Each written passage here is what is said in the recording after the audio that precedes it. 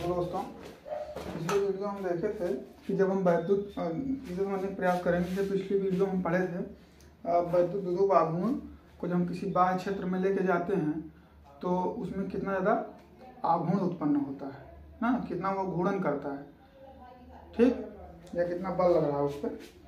तो जैसे हम क्या बताए थे उस टाइम, मान लो थोड़ा रिकैप कर लेते हैं। जैसे मान लो ये हमारी फील्ड थी, ठीक, उस दिन वीडियो हमको पास करना पड़ गया, रोक देना पड़ा था, तो हम देख लेंगे।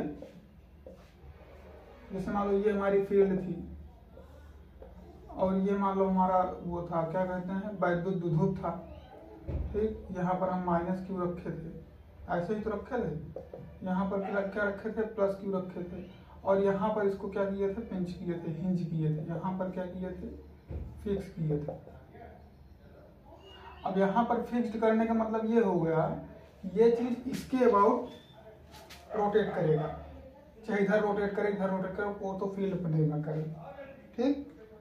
तो हम ये चीज बताए थे कि आप यहाँ पर हिंज करके चाहे देख लीजिए, चाहे अगर आपका नहीं मन कर रहा है यहाँ पर बीच में हिंज करने के लिए, बीच में फिक्स करने के लिए, आप अगर यहाँ भी हिंज करेंगे तब भी आपका टार्क क्या आएगा, सेम ही आएगा टार्क, ठीक। आप यहाँ पर करके देख लीजिए।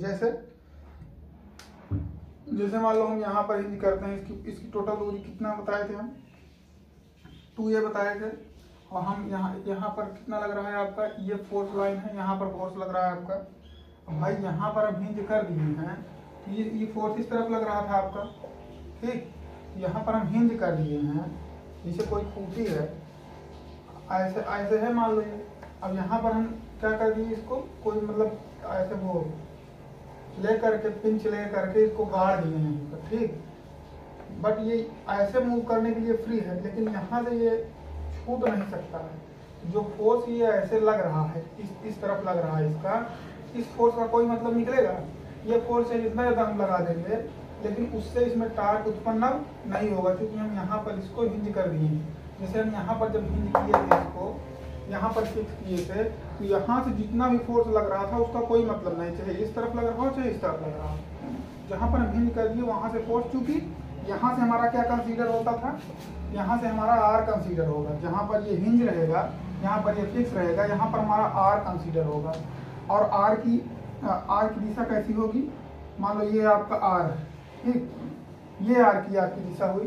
तो आर की दिशा से एफ जो है क्या है, ये पैरेलल है, तो ये फोर्स कंसीडर नहीं किया जाएगा, ये फोर्स नहीं लिया जाएगा। बोले थे ना उस दिन कि कॉस थीटा वाला फोर्स जो होता है वो नहीं लिया जाता है, ठीक।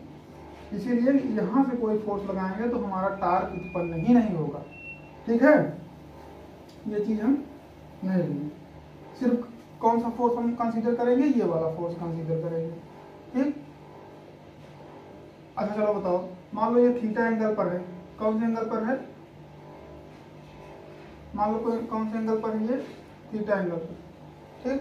तो जैसे मान लो हम बल आघूर्ण निकाल रहे थे, इसका बल आघूर्ण हम निकाल रहे थे उस दिन, तो बल आघूर्ण कैसे निकाला जाता है, torque equal to R cross F निकालेंगे। आर की वैल्यू क्या है, आर की वैल्यू है 2a, आर की वैल्यू कितनी है, 2a, ठीक। और एफ क्या किए थे, एफ कैसे किए थे, एफ साइन थीटा लिखे थे ना, यही तो होता है ना।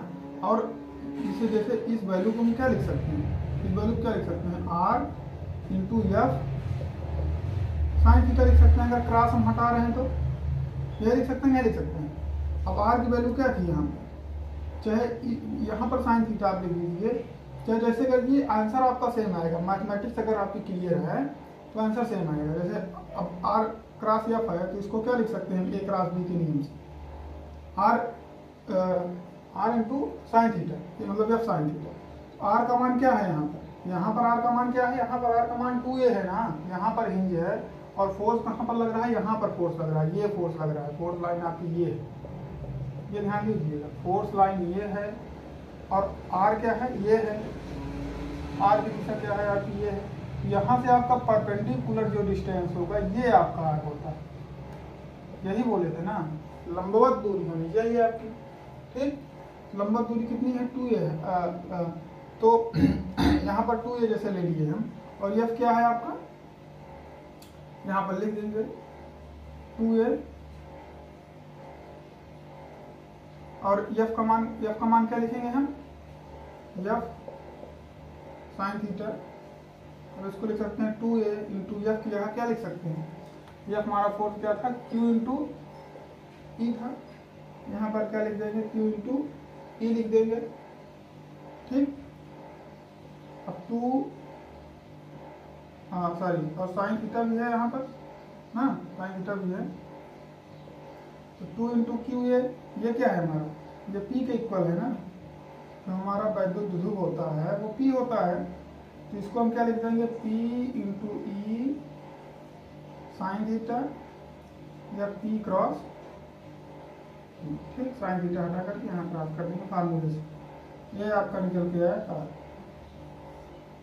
ये टार का आपका सेम ही आ रहा है ना, सेम आ रहा है नहीं है,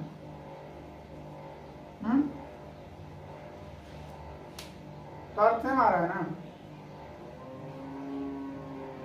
ठीक है, अगर आप ये चीज देखिए, जैसे यहाँ पर हम आर क्रॉस एफ लिख दिए, आर क्रॉस एफ लिख दिए हैं, और उसके बाद इसको हम वो कर दिए, क्या कहते हैं, फार्मूला लगा करके इसको हम आर एफ साइन थीटा लिख दिए हैं।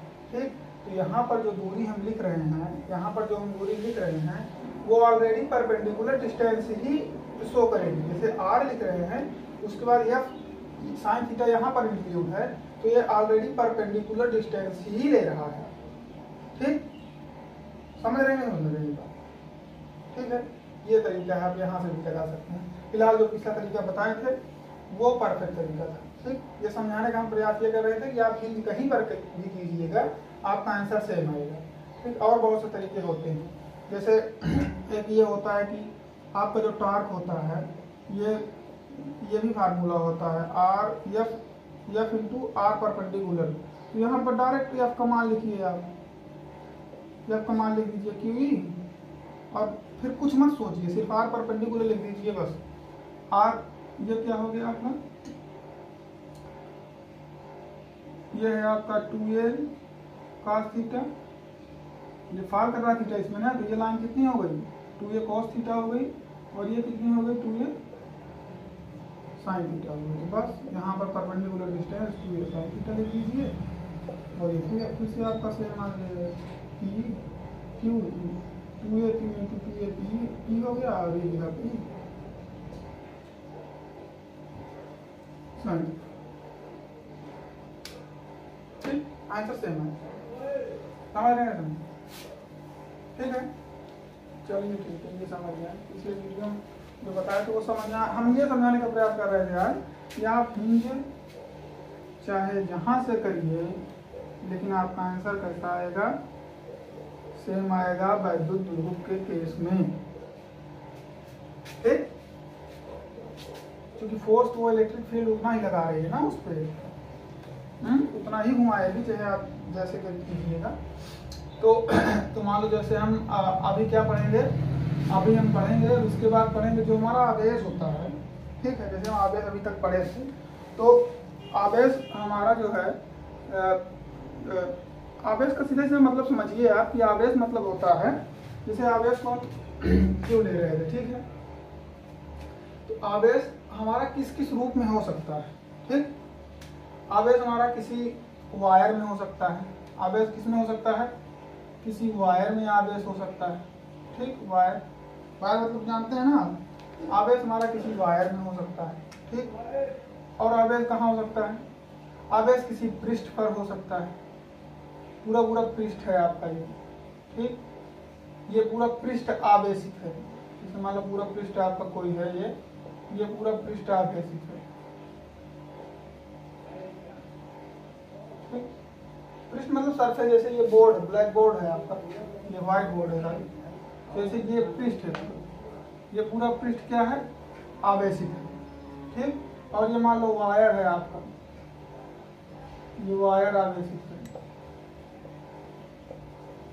ठीक। और क्या हो सकता है, और एक हो सकता है क्या, जैसे मान लो कोई घन है, घन मतलब बालूम, जहाँ पर क्या हो, बालूम हो। जैसे मान लो कोई बॉल है आपकी, बॉल है, बॉल मतलब जो खेलने वाली बॉल होती है, उसमें क्या होती है, उसमें लंबाई, चौड़ाई और ऊंचाई तीनों होती है। ठीक। ये क्या है, सीधा सीधा मान लीजिए कि ये गोला है, ये गोला है, ध्यान दीजिएगा, गोला और वृत्त में अंतर होता है। ये वृत्त नहीं, वृत्त नहीं है, ये क्या है, गोला है आपका। तो इसमें कैसे आवेश, कैसे आवेश रहेगा आपका, ऐसे करके आवेश रहेगा, ठीक ना, मतलब यहाँ पूरे पे आवेश है, ठीक, जिसे गोले पर आवेश है आपको। तो आवेश कितने तरीके से होते हैं, एक तो मान लो आपका वायर में आवेश हो गया, ठीक, कोई पृष्ठ पर आवेश है, पूरे पृष्ठ पर, ये पृष्ठ पूरा आवेशित है, क्यू से भरा हुआ है। और जैसे मान लो कोई गोला है या कुछ ऐसी चीज है जिसमें आवेश पूरा भरा हुआ है, ठीक है। तो ये चीज, इससे हम थोड़ा समझेंगे कि आवेश के वितरण, कभी कभी क्वेश्चन आ जाता है, क्वेश्चन आया मतलब पूछ लेते हैं, कभी कभी, तो ज़्यादा तो नहीं पूछते हैं लेकिन कभी कभी पूछ लेते हैं कि आप आवेशों का क्या लिखिए, आवेश का वितरण, आवेश का वितरण लिखिए। आवेश का वितरण कैसे कैसे होता है, तो पहला क्या बताया था, पहला कैसा होता है, रेखीय होता है, रेखीय आवेश होता है, ठीक। नंबर 2 क्या होता है, पृष्ठीय आवेश होता है। आवेशों के वितरण में आपको सिर्फ इतना लिखना जितना हम लिख रहे हैं अभी यहाँ पे, जितना लिख रहे हैं बस इतना लिख के आना। जैसे पूछ दिया आपको कि आवेशों का वितरण से आप क्या समझते हैं, तो जितना लिख रहे हैं आपको बस इतना लिखना है, ठीक है। जो समझाए थे 3 तरीके से जो है फ्लो कर सकते हैं आपका। और तीसरा क्या है, तीसरा क्या बता रहे हैं,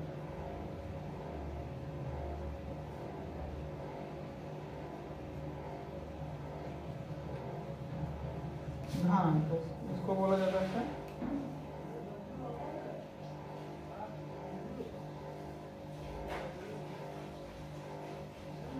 बालून चार्ज, ठीक।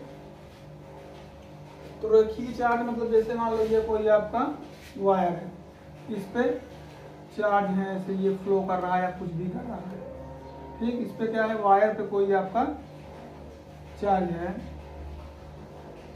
वायर पे चार्ज है, और इसकी पूरी लंबाई कितनी है, लंबाई कितनी है, लंबाई मान लो यल है, हम अब पूरे पे चार्ज क्यू है या कुछ भी है, ठीक। तो मान लो हम कोई एक छोटा सा वो ले लेते हैं, छोटा सा क्या ले लेते हैं, कोई छोटी सी लंबाई लेते हैं, इसमें भाई लंबाई है तो लंबाई ही लेंगे ना। मान लो ये छोटी सी लंबाई ले लिए, और मान लीजिए कि ये मतलब वो ले रहे हैं, ऐसे मान रहे हैं कि मान लो हम इतनी लंबाई ले लीजिए, जैसे बहुत लंबा तार है, हमको कोई चीज़ मापनी है, इसकी डेंसिटी मापनी है, तो हम कैसे मापेंगे, पूरा तार थोड़ी नाप डालेंगे, हम ये ले ये मतलब काट लेते हैं इतना, ठीक।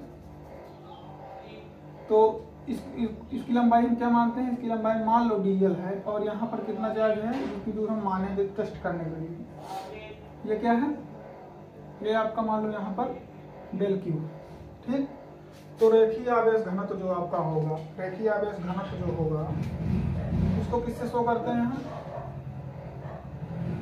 रेखीय आवेश घनत्व जो होता है, ठीक, इसको हम शो करते हैं लैम्डा से। तो हमारा लैम्डा क्या होगा, यहाँ पर लैम्डा होगा dq अपान dl, क्या होगा, dq अपान dl, मतलब जो आपका चार्ज है, जो आपका चार्ज है वो मतलब कितनी दूरी में कितना चार्ज है, अगर उससे हम डिवाइड कर देंगे तो हमारा क्या निकल आता है, घनत्व निकल आता है, ठीक। और जैसे पृष्ठीय आवेश है तो सेम चीज करेंगे हम, जैसे मान लो हमारा पृष्ठीय आवेश है, पृष्ठीय आवेश घनत्व आता है, तो जैसे एक हम पृष्ठ ले लिए अपना, ठीक, पृष्ठ ले लिए, और इस पे क्या है, इस पे कुछ ऐसे चार्जेज हैं,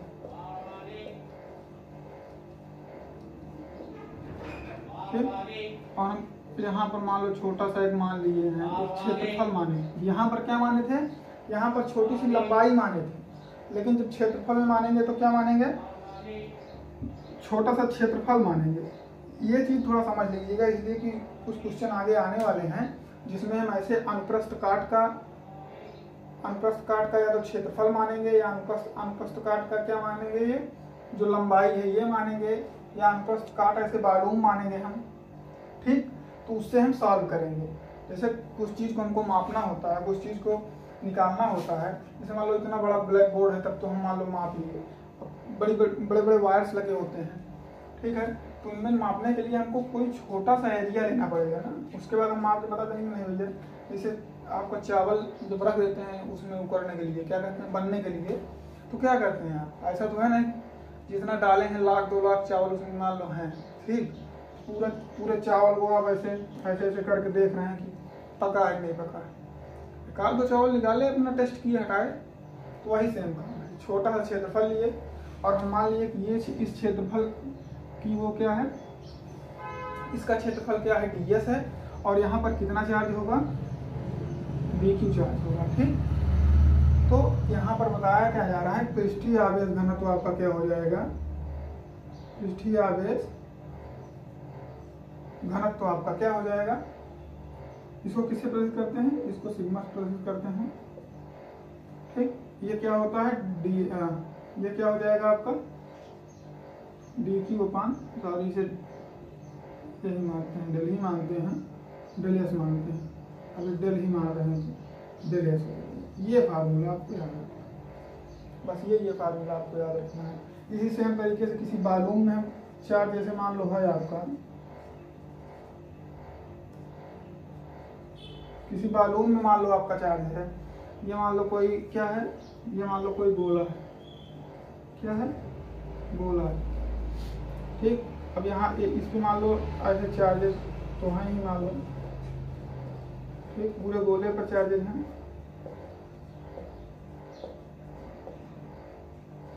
अब यहाँ पर हम मान लो कोई वॉल्यूम क्या मानते हैं, अनुप्रस्थ काट कैसे मानेंगे, इसमें वॉल्यूम मानेंगे ना, तो इसका वॉल्यूम मान लो हम मान लेते हैं कितना है, ये मान लेते हैं डेल बी है, और यहाँ पर चार्ज क्या है, डेल क्यू है।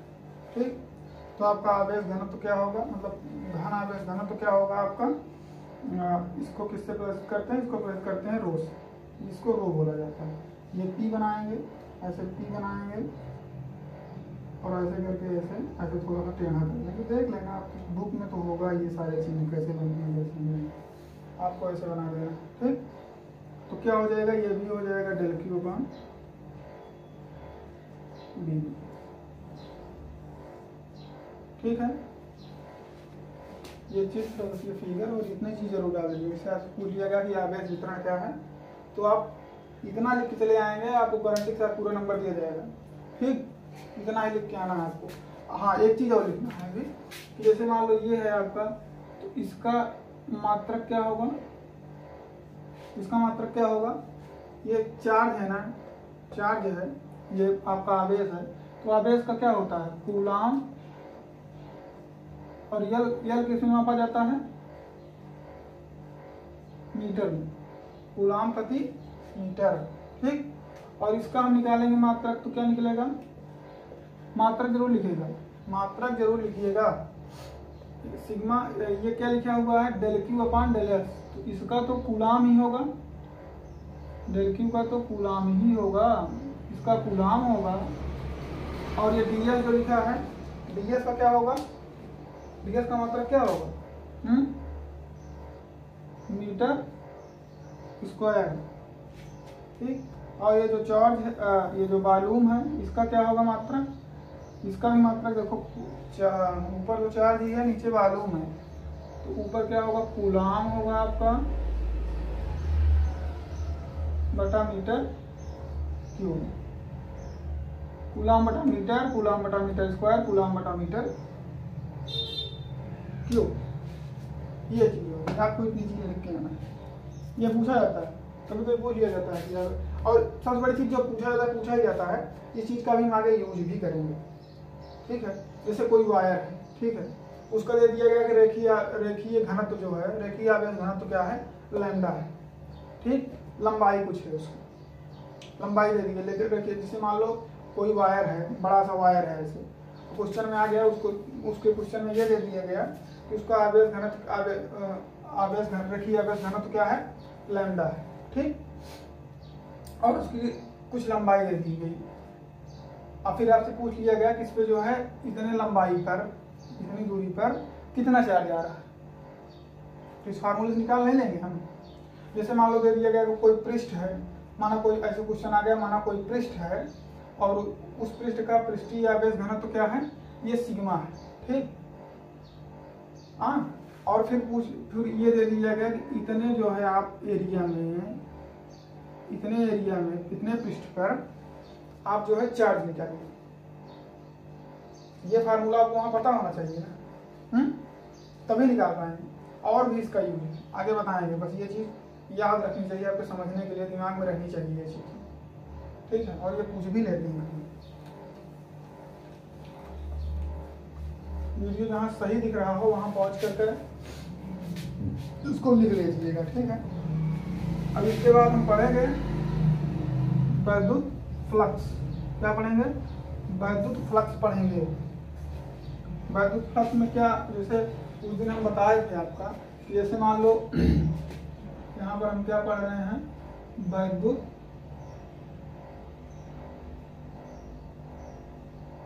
फ्लक्स, अंग्रेजी में इसको बोला जाता है इलेक्ट्रिक फ्लक्स। ठीक, इसको किससे प्रदर्शित करते हैं, फाई से प्रदर्शित करते हैं। इसको क्या बोला जाता है, इसको बोला जाता है फाई। ठीक है, तो जैसे मान लो इसका सीधा सीधा नियम ये है कि जैसे मान लो कोई हमारा पृष्ठ है, जैसे मान लो हमारा कोई पृष्ठ है, पृष्ठ मतलब ये एरिया है। ठीक, ये आपका पृष्ठ है आपका, और इसकी एरिया क्या है, ds। ठीक, तो इससे गुजरने वाली फील्ड लाइन, इससे गुजरने वाली बल रेखाओं, ये बताया गया कि वैद्युत फ्लक्स की ये परिभाषा दी गई। वैसे ये सही तो नहीं है, लेकिन फिलहाल तो यही दी जाती है इंटर में। ठीक, ये बताया कि जैसे मान लो हम कोई अपना एक सरफेस जो है, क्लोज सरफेस होनी चाहिए। कैसा होना चाहिए, ये बंद पृष्ठ होना चाहिए। कैसा होना चाहिए, बंद पृष्ठ होना चाहिए आपका, ये चीज इंपॉर्टेंट है। कैसा होना चाहिए, बंद पृष्ठ होना चाहिए। तो बताया गया जैसे मान लो हम कोई बंद पृष्ठ मान रहे हैं और इससे कुछ हमारी बल रेखाएं गुजर रही हैं। क्या गुजर रही हैं, बल रेखाएं या क्षेत्र रेखाएं,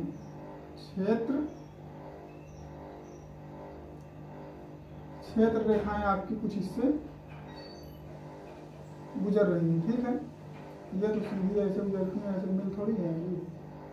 मान लो ये गुजर रही है आपकी क्षेत्र रेखाएं, क्या हो रही हैं, इससे गुजर रही हैं। तो ये बताया गया कि बंद पृष्ठ से गुजरने वाली क्षेत्र रेखाओं की संख्या को, बंद पृष्ठ से गुजरने वाली क्षेत्र रेखाओं की संख्या को क्या कहते हैं, हम वैद्युत फ्लक्स कहते हैं। ठीक, यही चीज बताया गया। जैसे मान लो, और इसका हम फार्मूला कैसे लेंगे, मेन वही फार्मूला है। अगर आप फार्मूला लिख देंगे और ये लिख देंगे कि बंद पृष्ठ से गुजरने वाली क्षेत्र रेखाओं की संख्या को क्या कहते हैं, वैद्युत फ्लक्स कहते हैं। ठीक, जैसे मान लो ये हमारा जो है, हाँ एक चीज हम भूल गए, हम भूल गए। जैसे बंद पृष्ठ है आपका, बंद पृष्ठ से गुजरने वाली लंबवत क्षेत्र रेखाएं, लंबवत कैसी गुजरनी है, क्षेत्र रेखाएं आपकी लंबवत गुजरनी चाहिए। ठीक है, ये मतलब जैसे ये पृष्ठ है आपका, ये हमारा मान लो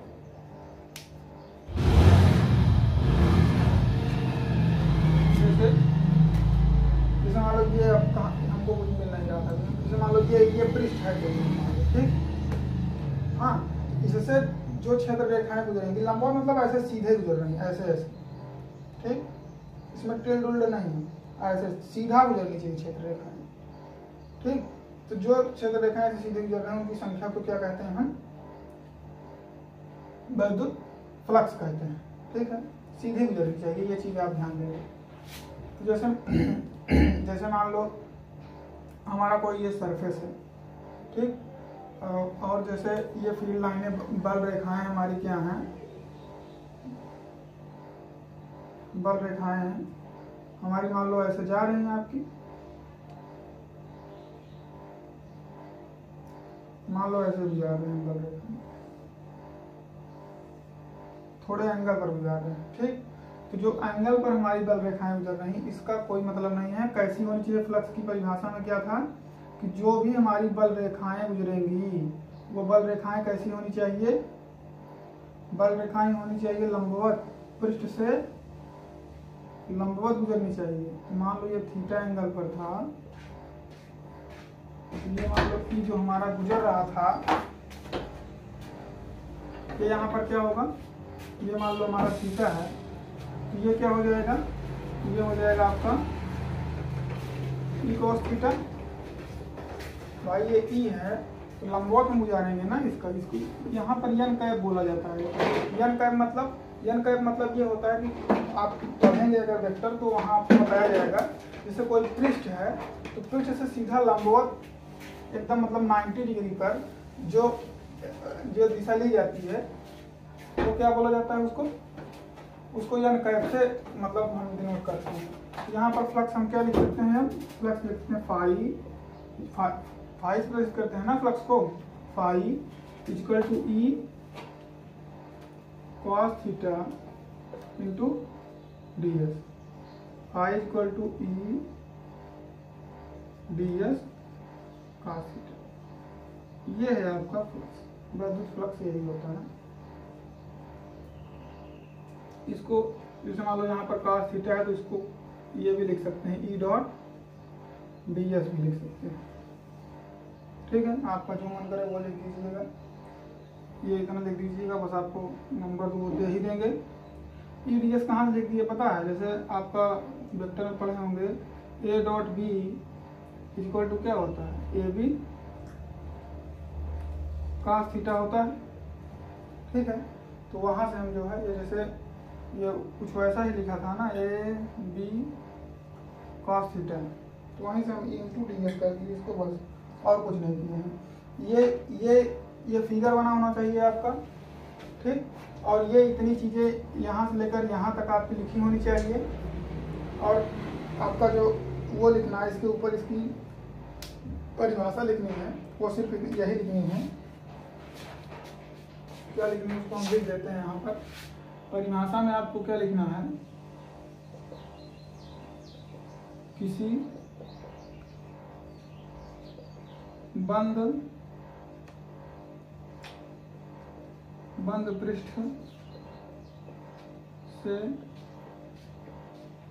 पृष्ठ से गुजरने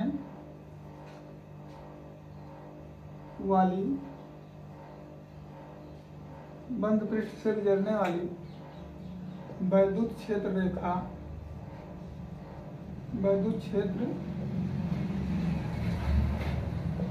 रेखाओं की संख्या को वैद्युत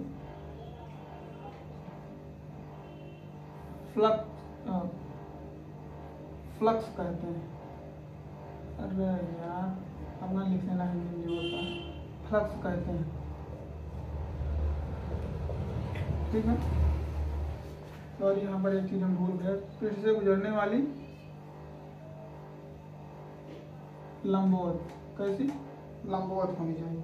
पृष्ठ से जो रेखाएं गुजरेंगी वो जैसे ये पृष्ठ है तो रेखा ऐसे गुजरेगी, इससे लंबवत मतलब कितनी डिग्री पर, 90 डिग्री पर, ठीक है। इसीलिए जो थीटा यहाँ पर मान लो टिल्ड करके जो है किसी सच एंगल पे निकल रहा था ये, तो हम वहाँ पर कंसीडर नहीं करेंगे इसको। कैसे कंसीडर करेंगे, ये सीधा ही होना चाहिए। यहाँ पर लिखा है ई डॉट डी एस, यहाँ पर ये कभी कभी आप लिखा हुआ देख लेंगे यन कैप आपको, ठीक है। यन कैप मतलब ये जो डी एस निकल रहा है आपको डी एस यन कैप लिखा जाता है, उससे सीधा निकल रहा है।